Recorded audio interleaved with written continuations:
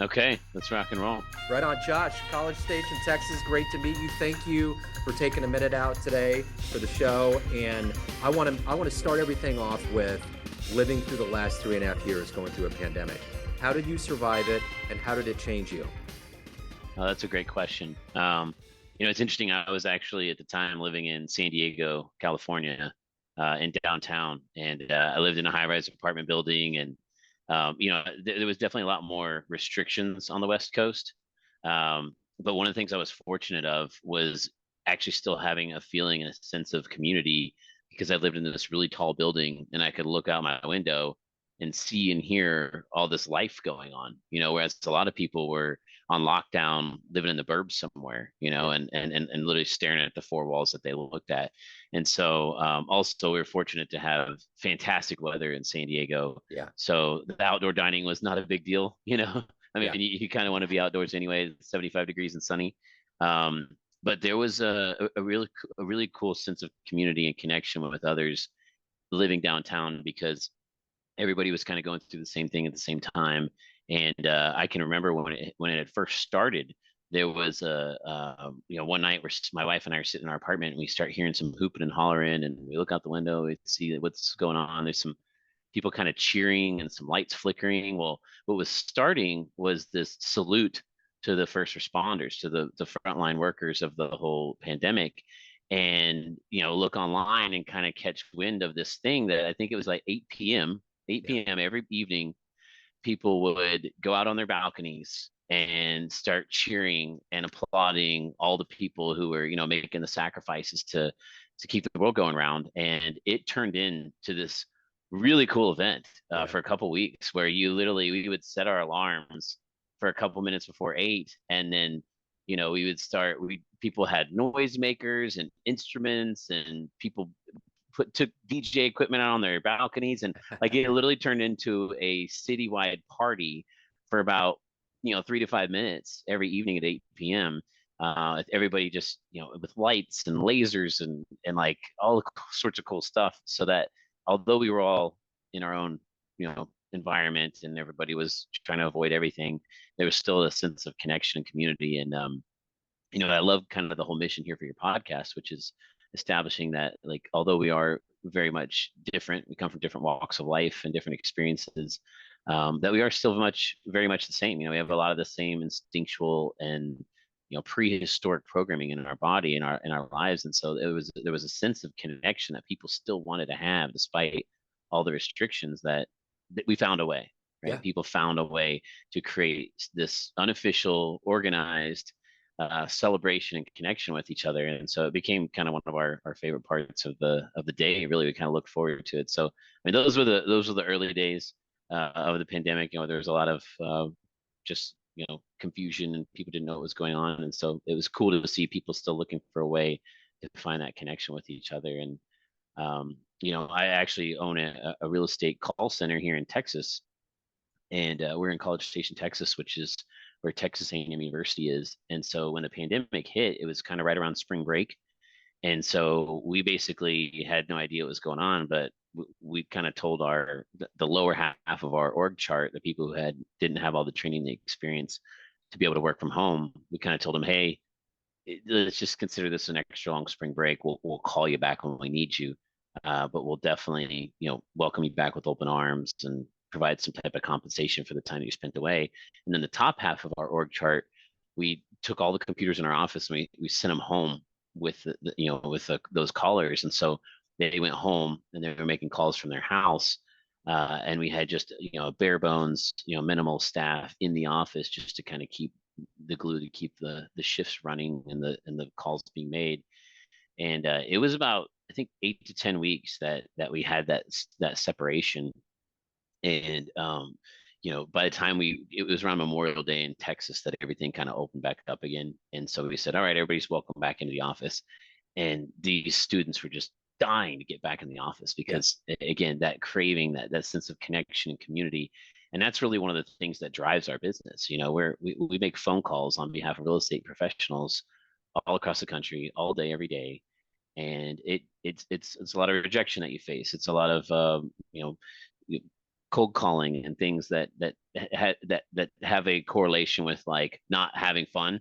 But Yeah. that's what makes our company different is we make the work fun and meaningful and fruitful and rewarding for everybody. And so it was cool to see that everybody had a huge craving to get back into the office and reconnect with their peers and learn and grow together. And so it was interesting to see that the challenges that we face, but that inherent need and desire to connect with one another. And last thing I'll say on this topic is, when I always talk about our company culture, we're here in an office all day, every day, um, building strengths, building off of each other, supporting each other, lifting each other up.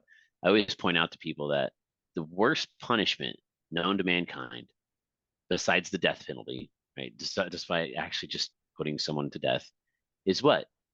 It's solitary confinement, Yeah. right? They take the worst of the worst criminals who are maybe broken in so many different ways and cannot function in the society that we know. And the worst punishment that we give those people is we remove them from all the rest of the people. Yeah. And it's crazy to think that if that's the worst punishment ever provided to the worst criminals, then think about how much we subconsciously desire and crave that connection with other people. So That it that was a very interesting time. That's an interesting point. I haven't heard that since in any version of that of asking this question, and that's true. That's what we did. We sequestered everybody, and as Mm-hmm. connected as we were with technology, we were still craving that other element, that community, that Mm-hmm. communal idea of us getting together. And you know, kids didn't know any different because that was their reality. But for us that have been around for a while, Mm-hmm. it was heavy, you know. Mm-hmm. But Mm-hmm. so you've touched a little bit on what you do. I want to really get to the essence of what you do on a daily basis. I'm going to put you in front of a bunch of third graders. It's career day. One of the Mm-hmm. kids says, "Hey, what do you do for a living?" How do you answer them? Yeah, so typically when people look for answers to the questions that they have, they go where? They go to Google and they type in some keywords and phrases. So if somebody's thinking about buying a home, typically go to Google and punch in some words or phrases like homes for sale in your local community. And then you'll pull up some websites that'll have some, search results. And when you click on those sites and you start browsing all the pictures of homes that are for sale in your area, the website will say, hey, why don't you create a free profile so you can keep browsing this website and get all the information that you need. Well, on the back end of that, in the whole real estate industry, real estate agents and teams are the ones providing those websites, and they're the ones bidding on those AdWords and phrases to get you to land on their website. And now that you've just subscribed to keep looking at these pictures, a lead has been created. And so in the real estate world, I discovered this problem about 10 years ago that all these real estate teams and agents were generating an abundance of leads, but they weren't doing a really good job of following up with them. And so that was essentially the problem that I found. And anytime anybody wants to be a business owner, you want to, start your own business venture, the best formula is to first find a problem that exists. Number two, figure out how to solve that problem. And then number three, figure out how to scale it and sell that solution to other people. And so that's exactly what I did. I found the problem. Yep. Here's all these leads. The agents aren't following up with, okay, how am I going to solve it? Well, what I'm going to do is I'm going to hire all these sharp and enthusiastic students from Texas A&M to pick up the phones, start calling all the leads and texting all the leads and emailing all the leads and figuring out who's actually hot, motivated, and ready to buy a home. And when they are, we make that connection with the real estate agents that can provide those services in their local area. And so that's what we've done now for over a decade. We've, hired and trained over 400 Texas A&M students to do this work. And of course, that's helped advance their career. And we've handled over 3 million internet leads of people all across the country that were, looking online for homes. And, we figured out who was actually hot and motivated and then connected them with hundreds of the top real estate teams and agents across the country. And that's, like I said, what we've done over the last decade. So how did this all happen for you? Tell me where you were born and raised, and what were these seeds of being an entrepreneur? You're obviously highly driven. How did all of this grow into you today? Yeah, so I was born not far from you, down I-35 in Emporia, Kansas. And my parents, they got married at a very young age. And so I actually attended my parents' college graduation. Um, Wow. and, to them, education, and this is the early 90s, college education was their ticket out of poverty. It was their ticket to a guaranteed opportunity to, they actually became school teachers. And, so I saw that path that, you got to have something, you got to invest in something in order to achieve something greater in your life. And so, but growing up in a household of two, school teachers, there wasn't always an abundance of income. There wasn't an abundance of things, but my parents definitely taught me, the value of quality time. I got to spend a lot of time with my parents because they got summers off and Christmases off and spring break off. Um, but growing up in that environment, you kind of learn some of these, um, you know, fundamental financial mindsets, which is like, hey, money doesn't grow on trees. We can't afford that. That's not in the cards. And so growing up in an environment that I'm very fortunate that I had loving parents that spent a lot of time with us and taught us the value of hard work. But I knew that I wanted more in life, and I knew that if I wanted more in life, I was going to have to go out and achieve it. And I always say that your income is a direct correlation with the amount of value that you provide to other people. And so in the 90s, I kind of got my glimpse, my first taste of entrepreneurship, because my dad was a computer science teacher, and this is during the dot-com boom. And so he actually ventured out from education and started some dot-com businesses. And for those of you who remember, there was the whole dot-com boom and bust because there was this new way of facilitating interaction and commerce and all these ideas that just were an idea one day and they were reality the next. And so I got to work alongside my dad on some of his dot-com startups and projects. And initially I thought, hey, I want to do what dad does. I want to be a computer programmer. But after taking a couple programming classes in high school, I realized the writing the code wasn't for me. Yeah. And so I realized it was the idea of creating a vision, creating a dream, and putting it into an existence, and that's entrepreneurship. Yeah. And so I changed my major right before I attended school at Texas A&M to entrepreneurial business management. And then along the path, I got the formal education, but I had a lot of really great jobs along the way that taught me, what I liked and what I didn't like, and kind of built the fundamentals of my young professional career. And so, shortly after college, I was working for a marketing firm in the real estate space, and it was a small startup, and I got to work side by side with their founder and CEO. And the most important key to that was I got to travel with him all across the country to all these different real estate seminars and events and masterminds and coaching programs, and really got to see, and rub elbows with the top producing agents. I got to see what not only made them successful, but really what kept them up at night. Like, what were those pain points, those gaps, those frustrations in your business?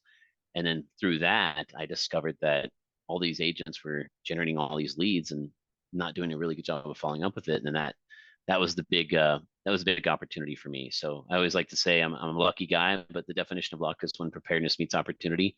And so, if you look back at all the dots, they seem to connect really easily. Yeah. But looking forward and moving forward, sometimes it's not so easy, and there's some ups and some downs, and you learn from your failures and you pick yourself back up again, and you celebrate your successes and share that with others. And that's kind of gotten me to where I'm at today. Was being prepared for that opportunity, taking bold action, decisive action, and deciding that this is, I was going to be on a mission to help bring this solution to the real estate space. And it's created a lot of freedom in my life, from myself and my wife and our kids. In fact, back to the COVID thing, the whole world was shut down. And my wife and I love to travel. So we decided to purchase a motorhome and travel the country for 4 months. And so we took our 1.5-year-old daughter at the time and traveled the whole western side of the country, because I had built a business, not just a job, not just self-employment, but an actual business where we empower the people and create systems and processes that people show up and execute on a day in day out basis. And that gave me the freedom as a business owner to live the lifestyle that I wanted. So that's kind of been the path leading up to today. Cool. So who's been a hero for you?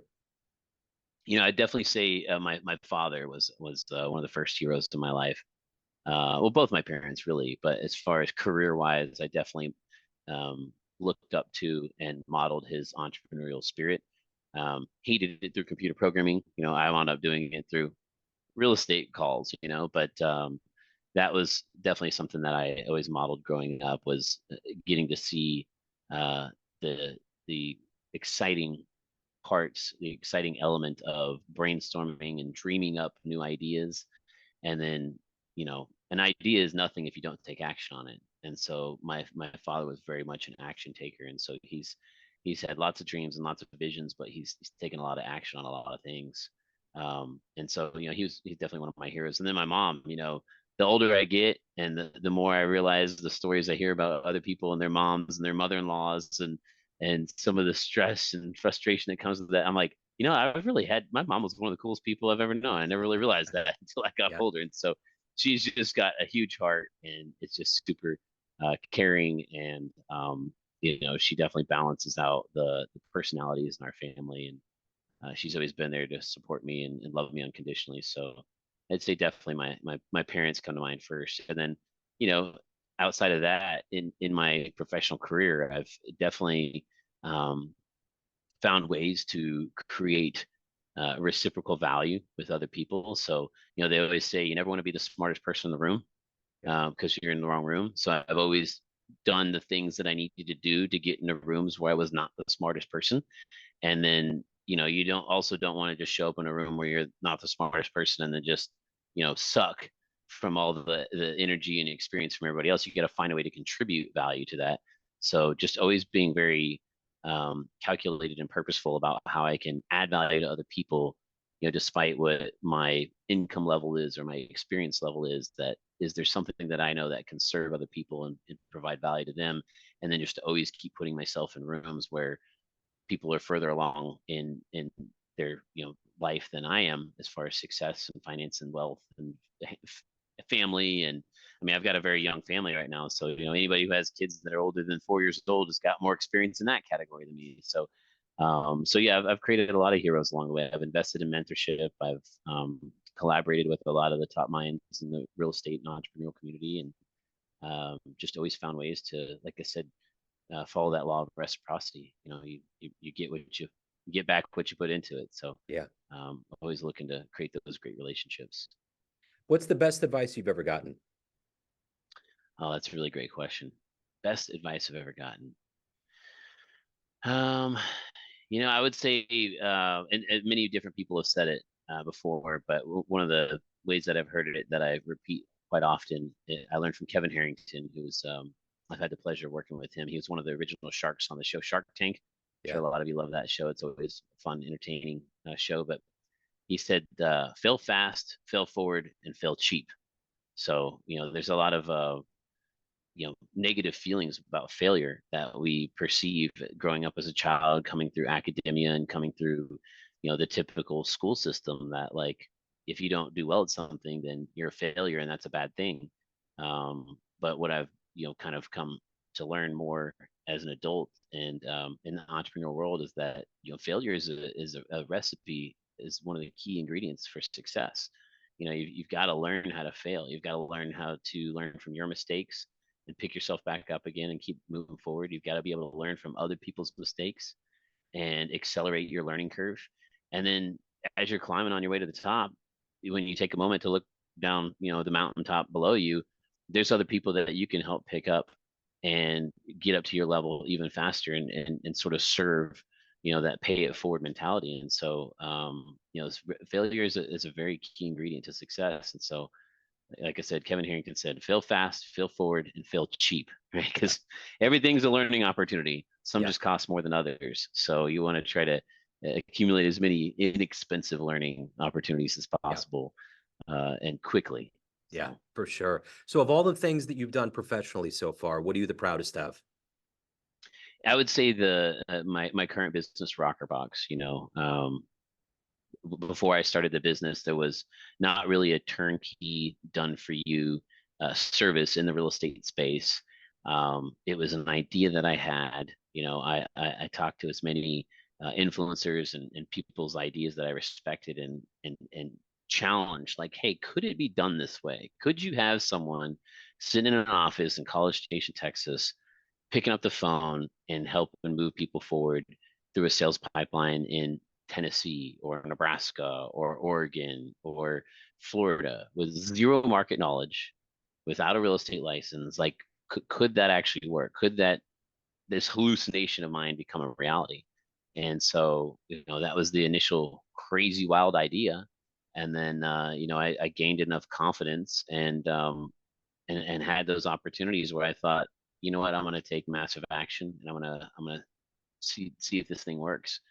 And obviously, it wasn't a grand slam home run right out of the gates. We probably spent the first 2 years, before we became cash flow positive, just investing in those learning opportunities, investing in those mistakes, investing in those failures, until we really determined what was the best, investment in our human capital and our time to generate the greatest return from these leads for all these real estate teams across the country.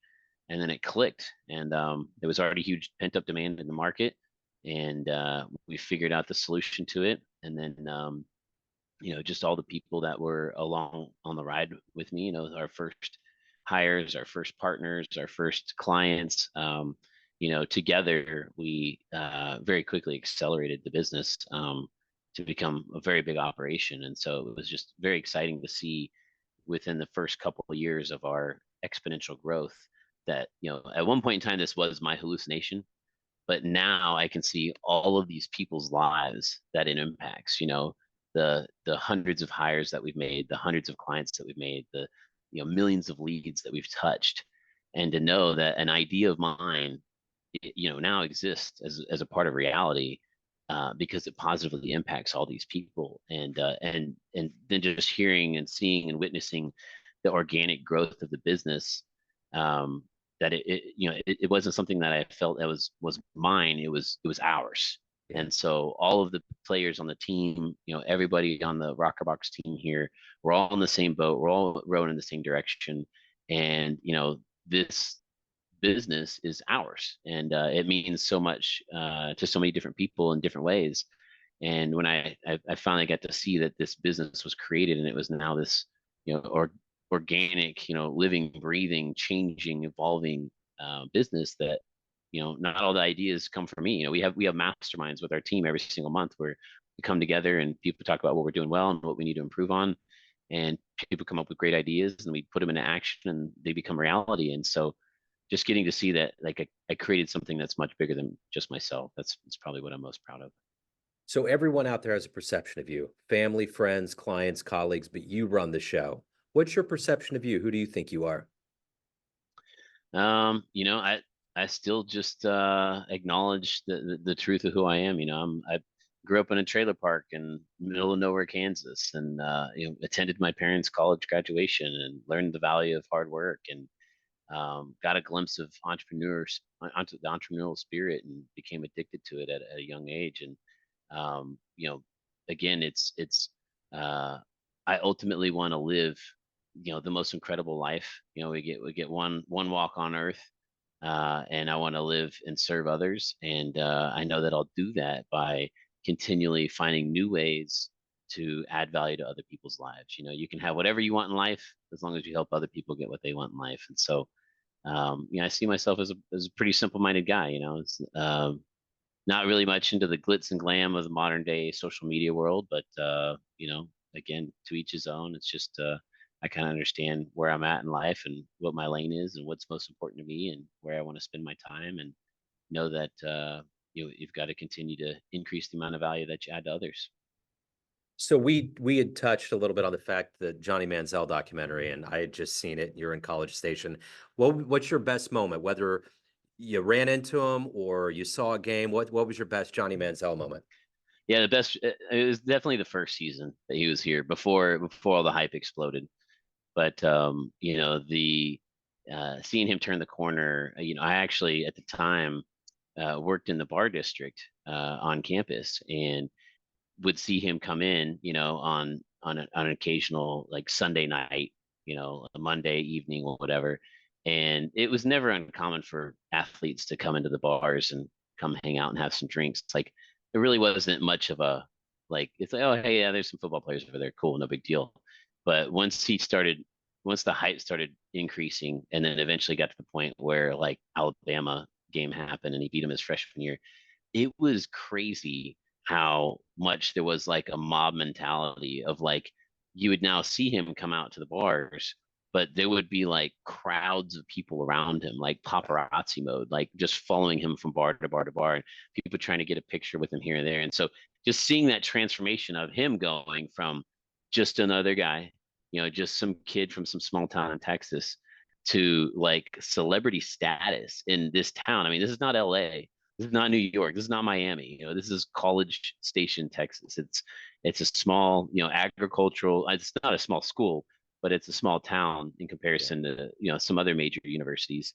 And the university is the epicenter of everything that happens here. And we have football players, we have basketball players, and yeah, we're fans of them, but there's in no way, shape, or form any type of crazy, wild paparazzi mobster. Like he was like a rock star in this town, Yeah. and literally went from being just a simple kid from a small town in Texas to an absolute rock star. And seeing that all happen in the first year was very exciting. I think, especially if you watch the documentary, the next year he came back was, I mean, our season wasn't as good. We had more losses, and I think at that point he had already bought into the hype and the fame, and there was probably not as much pure Yeah. enjoyment coming out of it. So yeah, it was definitely his first season here. Yeah, absolutely. So if anyone wants to reach out, wants to hire you, learn more about you, get involved, how do they do that?